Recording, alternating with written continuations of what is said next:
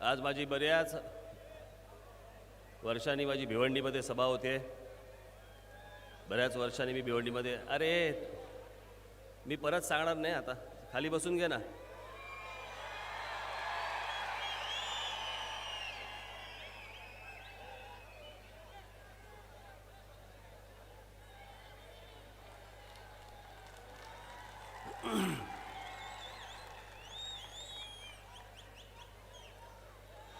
बऱ्याच वर्षांनी माझी भिवंडीमध्ये आज इथे सभा होते. ए तो कोण तो, ए मिकी माऊस, ते हलवू नको आता, वर खाली करू नकोस तू, मला बोलताना त्रास होतो.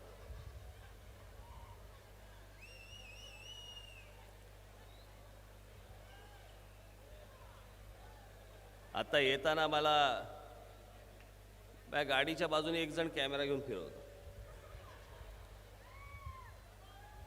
मला कळे ना, आमचे हे सगळे काय आलं. ए बाबा कुठे रे, आवाजवाले कुठे आहेत? येते का आता आवाज? मग घरी जाऊन बघा.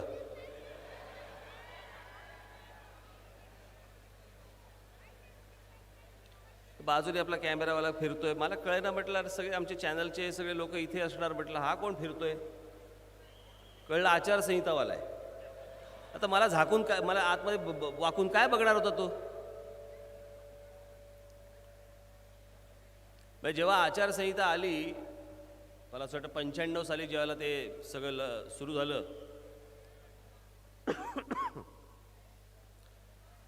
आणि ते सगळं प्रकरण सुरू झाल्यानंतर एके दिवशी मी कुठच्यातरी जिल्ह्यामध्ये होतो. आणि जिल्ह्यामध्ये असताना मी एक सभा झाली, दुसरी सभा झाली. मी म्हटलं जर आता बाथरूमला जाऊ. मग एक जण मला दाखवते, इकडे इकडे इकडे इकडे इकडे.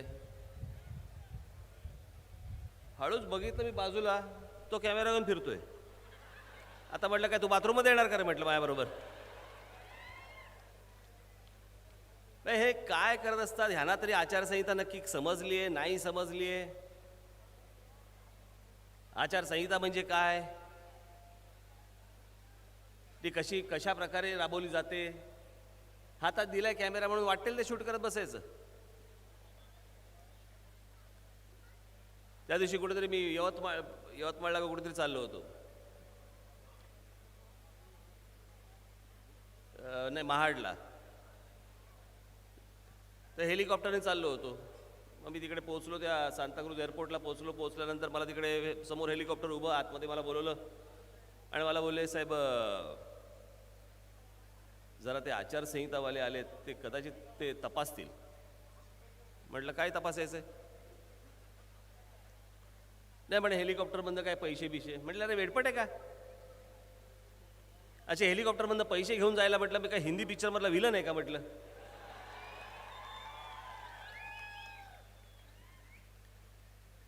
काही कशाला काही थांगपत्ता नाही, काही नाही. कोण ज्याला जसं वाटेल तशी आपली आचारसंहिता आपली चालवायची.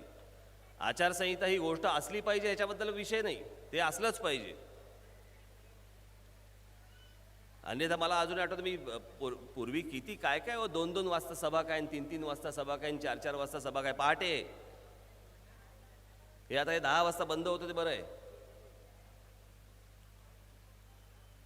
पण ते काय होतं आता आमचा प्रश्न असा आहे ना की दिवसभर त्या सगळ्या टेलिव्हिजन चॅनलच्या मुलाखती द्यायच्या आणि संध्याकाळी या सभा घ्यायच्या. त्याच्यामुळे मग ते घशाला फार त्रास व्हायला लागतो. मग पण आज भिवंडीला मी इतक्या वर्षानंतर मी आलोय. थोड्याशा जुन्या आठवणी माझ्या आहेत. मी पहिल्यांदा भिवंडीला आलो होतो 1982 साली. स्वर्गीय माननीय बाळासाहेबांच्या बरोबर लहान होतो, किती मला असं वाटतं, आता आठवत नाही किती वर्षाचा होतो ते. 82 साली जेव्हा 12 वर्षानंतर भिवंडीमध्ये शिवजयंती सुरू झाली होती. आणि ती शिवजयंती साजरी करण्यासाठी म्हणून मी माननीय बाळासाहेबांबरोबर तेव्हा इथे भिवंडीमध्ये आलो होतो. त्याला बाबासाहेब भोसले मुख्यमंत्री होते, आम्ही जमिनीवर, आणि महाराष्ट्र राज्याचे मुख्यमंत्री हेलिकॉप्टरने बघत होते. खूप प्रचंड मोठी तेव्हा ती शिवजयंतीची मिरवणूक निघाली होती. मला असं वाटतं तेव्हाचे अनेक लोक इथे असतील त्यांना आठवत असेल की त्यावेळची ती 82 सालची 12 वर्षानंतर झालेली शिवजयंती काय होती ती. पण महाराष्ट्र राज्यातल्या एका शहरामध्ये 12 वर्ष शिवजयंती साजरी होत नाही, याच्यासारखं दुर्भाग्य नाही, दुर्दैव नाही. शिवजयंती साजरी करायला परवानगीची गरज लागते. मग एक असते की ती एक सरकारी शिवजयंती आणि एक दुसरी शिवजयंती. मग एक ती तारखेप्रमाणे एक तिथीप्रमाणे.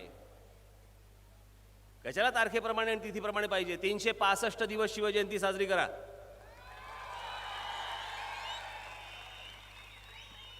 छत्रपती शिवाजी महाराज ज्यांच्यामुळे आपली ओळख आहे, मराठी म्हणून ओळख आहे, त्यांची काय शिवजयंती? तो काय हॅपी बर्थडे आहे का?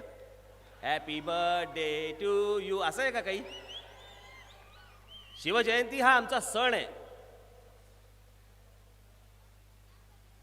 ती आमच्या एका महापुरुषाची जयंती आहे.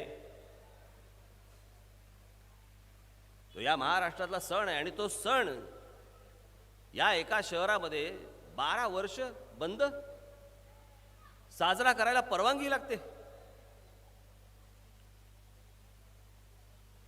पण आज मला असं वाटतं की 84 भिवंडीची ख्याती काय? भिवंडीची ख्याती म्हणजे दंगल. पण मला असं वाटतं की शेवटची 84 साली एक जी झाली होती, त्याच्यानंतर 84, 2094, 2004, 2014, किती 30 वर्ष झाली, किती 30 वर्ष झाली, काही नाही. आणि चांगली गोष्ट आहे.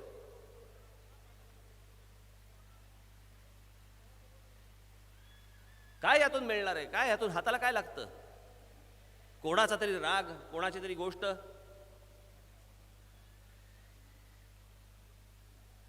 आज मला खरा प्रश्न पडलेला आहे. मी आता हे सगळं येत होतो, आता या सगळ्या शहरामधनं आणि फिरत होतो, आजूबाजूला बघत होतो.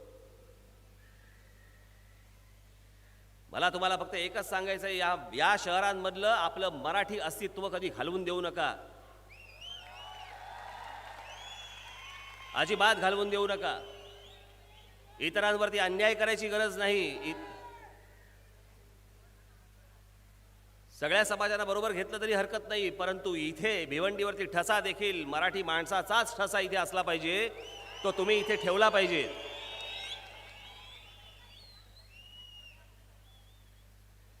कालच माझी ती आपकी अदालतमध्ये इंटरव्ह्यू झाला, तो दाखवतील आता शनिवारी बिनवारी दाखवतील.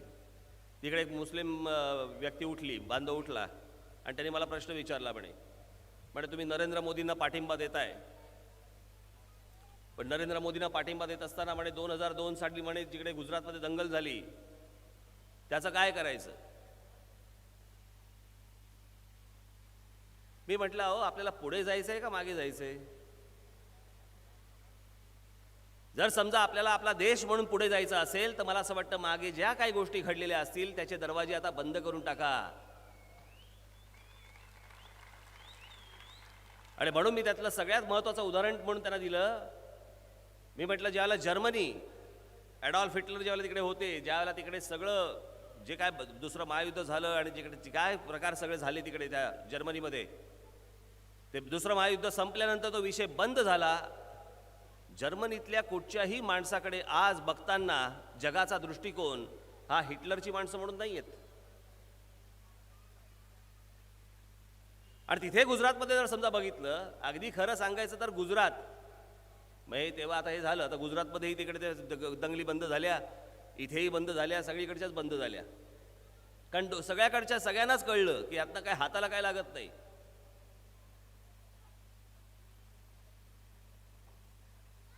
पण इथे भिवंडीमध्ये जे कोणी जे इथे मराठी मुसलमान जे कोणी असतील त्यांना मला फक्त एवढंच सांगायचं आहे की तुम्ही इथे राहतात, वर्षानुवर्ष इथे राहतात, तुमचं घर इकडे आहे, तुमचा कारोबार इकडे आहे, तुमचं काम इकडे आहे, तुमचा परिवार इकडे आहे. आज महाराष्ट्रामध्ये तुम्ही बघा, अनेक ठिकाणी बघा जिकडे मराठी मुसलमान आहेत, ज्या महाराष्ट्राचे मुसलमान आहेत, तिथे दंगली नाही होत. हे बाहेरच्या राज्यामधनं जेवढे येतात, बाहेरच्या राज्यांमधनं जेवढे येतात तेवढे हे दंगली करायला प्रवृत्त करतात इथल्या लोकांना. आणि हे माझ्या मनचं नाही बोलत मी, हे माझ्या मनातलं बोलत नाहीये. हे मी हे पोलिसांशी बोलल्यानंतरच बोलतोय, म्हणजे ह्या नव्हे.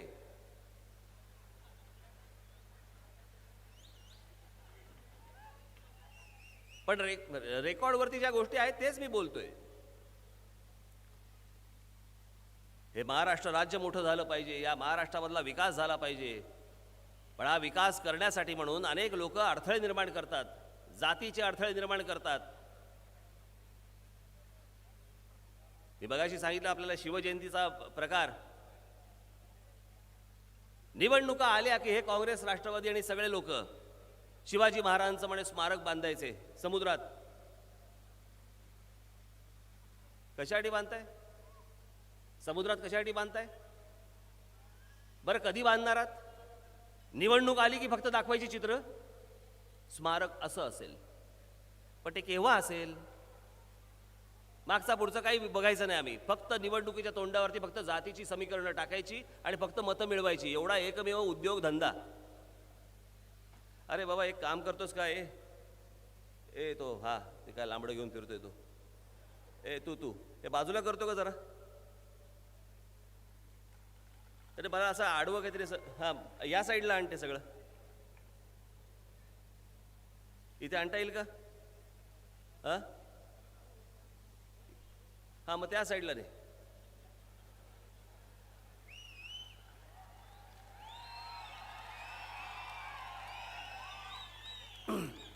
हा ठीक आहे.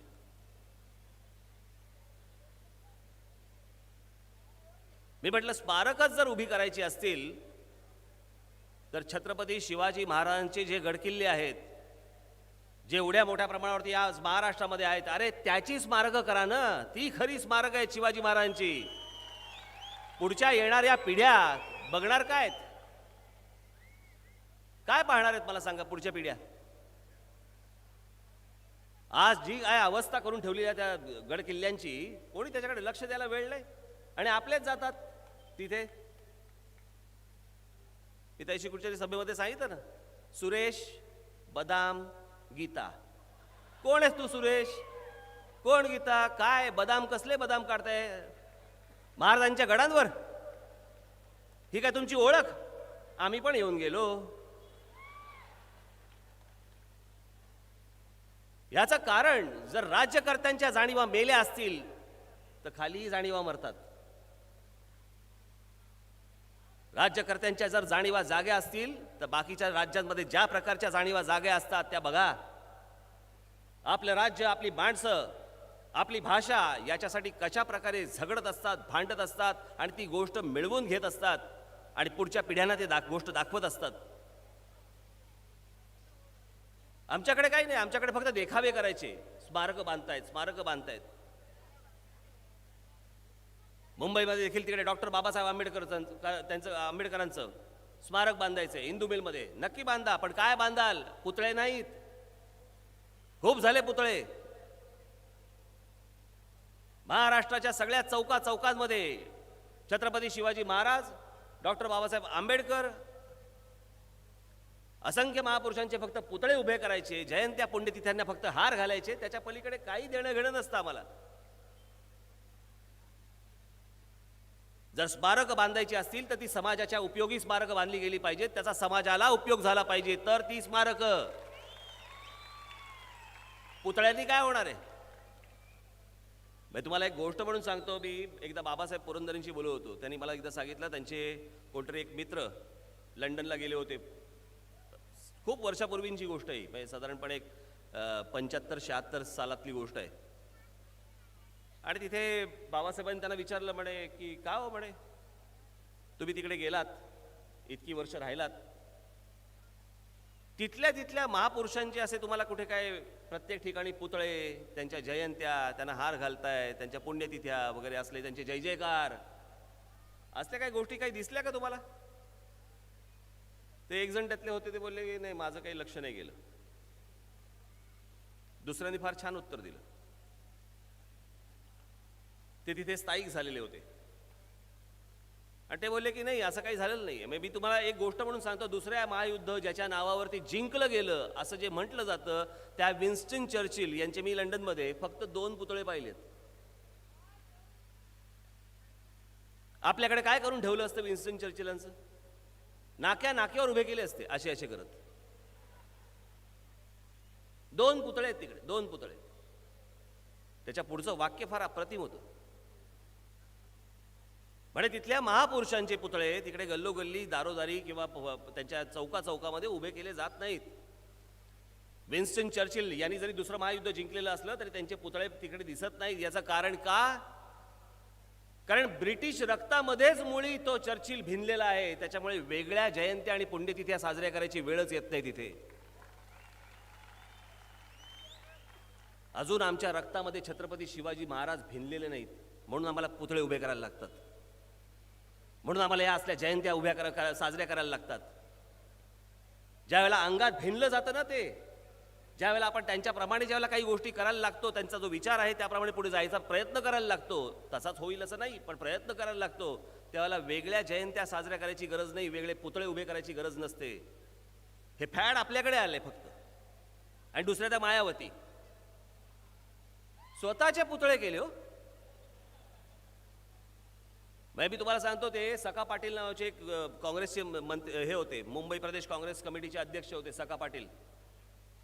ते मंत्री होते, तर मंत्र्याला नामदार म्हणतात, म्हणून आचार्य यात्रे त्यांना नासका पाटील म्हणायचे, कारण ते नामदार सका पाटील म्हणून त्याला नासका पाटील म्हणायचे. मुंबईमध्ये जर समजा तुम्ही आला, तिथे गिरगावमध्ये वगैरे गेलात, त्या भागामध्ये गेलात, तर तिकडे एक तेवढं सोडलं तर त्यांचा पुतळा, आणि ते सका पाटील उद्यान म्हणून तिकडे ते उद्यान आहे, सका पाटील उद्यान. काय माणसाला वाटलं असेल विचार करा, स्वतःच्या पुतळ्याचं अनावरण स्वतः केलं होतं. कारण त्यावेळेला त्यांनी ते वाक्य वापरलं होतं ना, मुंबई संयुक्त महाराष्ट्राच्या लढाईच्या वेळेला मुंबई महाराष्ट्राला मिळणार नाही, यावत चंद्र दिवाकरो, मुंबई महाराष्ट्राला मिळणार नाही, असे सका पाटील बोलले होते. त्याच्यामुळे मराठी माणसाचा राग होताच. आणि म्हणून तेव्हा त्यांना कळलं, आपण गेल्यानंतर आपला कोणी पुतळा इथे उभा करणार नाही, त्यापेक्षा आपण स्वतःच उभा करून गेलेलं बरं. मला असं वाटतं तीच खात्री बहुधा मायावतीनं असणार. आपले पुतळे आपणच उभे करू आणि निघून जाऊ, जगाचा निरोप घेऊ, मग जेव्हा घेतील तेव्हा घेतील. कसले पुतळे उभे करतोय आपण? काय करतो? कुठे जग चाललंय? जगातली शहरं कुठे चालली आहेत? जगातला युवक कुठे चाललाय? तो युवक काय पाहतोय? त्या युवती काय पाहतायत? आमच्याकडे अजून आम्ही सडतो आहोत. याचं कारण नवीन काय घडतंय, नवीन काय घडवायचंय, हे जे आपल्याला राज्यकर्त्यांनी सांगायला लागतं, राज्यकर्त्यांनी आणून दाखवावं लागतं. आजूबाजूचे देश बघा, आपल्या छोटे छोटे देश, आपल्या आजूबाजूचे देश बघा, तिकडचा युवक बघा, तिकडे काय प्रकारची पुढे गेली लोक बघा. आणि आज आमच्याकडे काळोख. काय करायचंय भविष्यात माहिती नाही आम्हाला, काय होणार आहे पुढे माहिती नाही आम्हाला. मी माझ्या परवाच्या एका भाषणामध्ये मी एक उदाहरण दिलं होतं, कुठल्या मला सभेमध्ये मला माहिती नाहीये, पण याच्यासारखी नैराश्यपूर्ण गोष्ट नाही हो. माझे एक मित्र आहेत, त्यांचा मुलगा आहे, आता 18-19 वर्षाचा मुलगा आहे तो. तर माझ्या मित्रांनी त्याला विचारलं, अरे तुझं आधार कार्ड वगैरे आलं की नाही? तर त्याने विचारलं, आधार कार्ड म्हणजे काय? तो बोला, अरे ते आधार कार्ड वगैरे जर समजा तुझ्याकडे नसेल ना, तुला मतदान करता येणार नाही. तो मला करायचंय कोणाला मतदान? तो बोला, मला या देशातच राहायचं नाहीये. ज्या प्रकारे जगणं पाहिजे तुम्हाला, त्या प्रकारचं जर समजा या देशामध्ये मिळणार नसेल, आणि येणारा तरुण जर अशा प्रकारचा विचार करत असेल की मला या देशातच राहायचं नाहीये, अहो ही आपली हार आहे.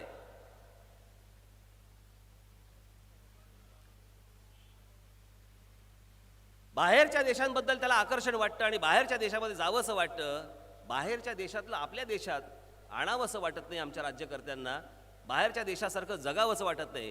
जगणं अजून काय असतं? नाही तर निवडणुका. काय निवडणुका? कसल्या निवडणुका घेऊन बसलोय आपण? काय आले खासदार निवडून आणि नामदार निवडून आणि नगरसेवक निवडून? माझ्या घरातनं मी बाहेर पाऊल ठेवल्यावरती मला कळलं पाहिजे छान शहरामध्ये मी राहतोय, माझ्या आजूबाजूचं वातावरण छान आहे, मला चांगले रस्ते मिळत आहेत, माझ्या मुलांना बागा मिळत आहेत, मैदानं मिळत आहेत खेळायला, चांगलं शिक्षण मिळतंय. अहो याला जगणं म्हणतात. या जगण्यासाठी म्हणून हे राजकारण असतं. आणि या राजकारणासाठी नुसते माणसं निवडून आणून काय होत नाही हो. हे आमचे पोलीस दिवसभर 24-24 तास राबत असतात. कधी विचार करतो आपण त्यांचा? इथे माणसाचा विचार करायला आपल्याला वेळ नाहीये. दिवसभर ते काय करत असतात, त्यांना सुट्ट्या कधी असतात, परिवाराला वेळ कधी देतात, काय त्यांची मुलं करतात, कुठे मुलं शिकतात, ट्रान्सफर्स होतात त्याला घरं मिळतात का, काही कसला मागचा पुढचा काही विचार नाही. फक्त शिव्या द्यायला पोलीस असतात आमच्याकडे. काही घडलं की शिव्या द्या त्यांना. सगळ्याच गोष्टी काही राजकारण्यांनी करायच्या असतात किंवा सगळ्याच गोष्टी सरकारने करायच्या असतात अशातला भाग नाहीये. मला असं वाटतं काही गोष्टींची सुरुवात ही आपण आपल्यापासून पण करावी. आज मी नाशिकमध्ये, याचा खासदारकीशी काही संबंध नाही आहे या सगळ्या मी आताच्या बोलण्याचा, पण आता नाशिकमध्ये मी तिकडे तो गोदापार प्रकल्प करतोय. मला माहिती आहे महानगरपालिकेची त्याच्याकडे तेवढे पैसेच नसतील आणि असले आणि तो बांधला उभा केला त्याच्यानंतर ते टिकवता येणार नाही. हे सगळं करण्यासाठी म्हणून मी बाहेरून फंडिंग आणलं, बाहेरून पैसे आणले, बाहेरून एक उद्योगपती उभे करून त्यांच्याकडनं मी गोदापार करून घेतोय. का मी नाशिकमध्ये स्थायिक होणार आहे? का माझी बायका पोरं तिकडे सकाळी फिरायला जाणार आहेत नाशिकमध्ये? मी हे का करतोय? मला असं वाटतं प्रत्येक शहरामधल्या प्रत्येक माणसाला असं वाटलं पाहिजे की सकाळी मी तिथे चालायला गेलं पाहिजे, सकाळी मी तिकडे जॉगिंगला गेलं पाहिजे, मी सकाळी तिकडे मी फ्रेश झालो पाहिजे, मला वाटलं पाहिजे मी इथे जगावं, काम करण्यासाठी मला ऊर्जा मिळाली पाहिजे. अहो हे हे हे जगणं, आणि हे जगणं जर मिळणार असेल तर ह्या निवडणुका काहीतरी उपयोगाच्या, नाही तर काही चाटायच्या या निवडणुका, करायचं काय या निवडणुकांचं?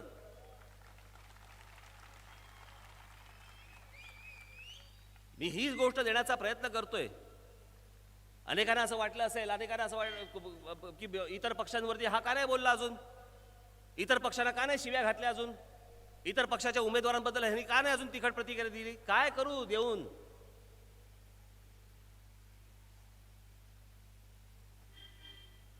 रोजच चालू आहे सगळं जण.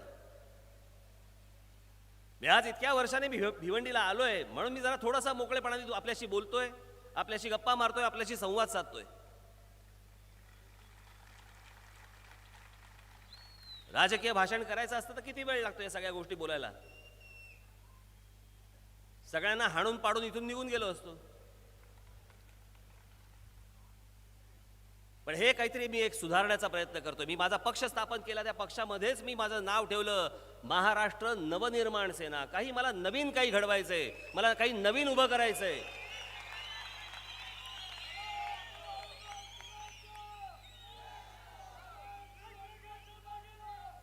आणि म्हणून या सगळ्या गोष्टींसाठी दिल्लीला मी खासदार का पाठवतोय?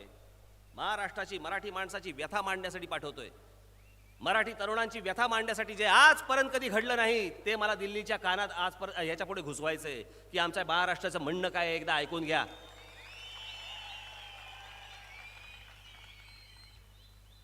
मला अनेक जण विचारतात काय झालं तुमच्या आंदोलनाचं, काय झालं?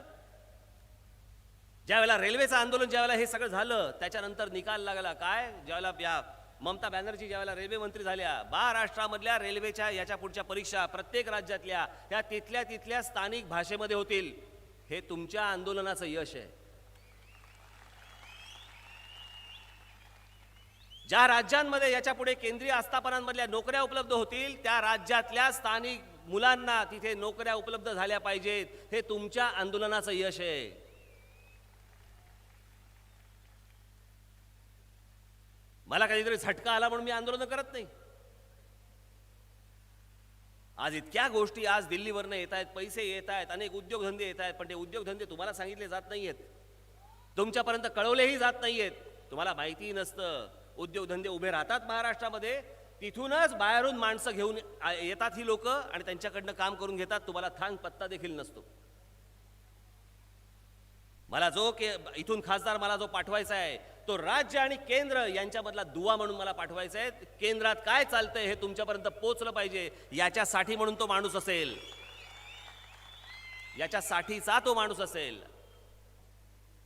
अन्यथा नुसते तिकडे जाऊन इतर सगळ्या मंत्र्यांच्या नुसत्या दाराशी जाऊन स्वतःच्या फायली क्लिअर करणारा मला माणूस नकोय. माझं मत, आपल्या पक्षाचं मत, माझी इच्छा की तिथे दिल्लीश्वरांच्या कानावरती घालणारा माणूस पाहिजे मला, आणि तो करणारा माणूस हा खमक्या असला पाहिजे. आणि म्हणून तुमच्या समोर मी आज एक खमक्या उमेदवार दिलेला आहे. कुठे गेला रे रमेश?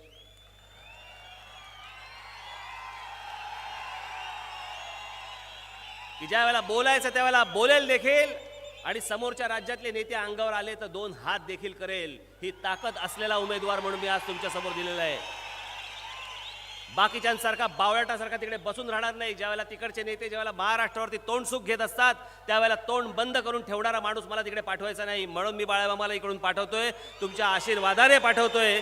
तुमच्या आशीर्वादावरती येत्या निवडणुकीमध्ये येत्या 24 तारखेला आपण रेल्वे इंजिन या निशाणीवरती बटन दाबून बाळामामा यांना प्रचंड मताने विजयी करावं आणि त्यांना इथून दिल्लीला खासदार म्हणून पाठवावं अशी एक विनंती करतो आणि आपल्या सर्वांची मी रजा घेतो. जय हिंद, जय महाराष्ट्र.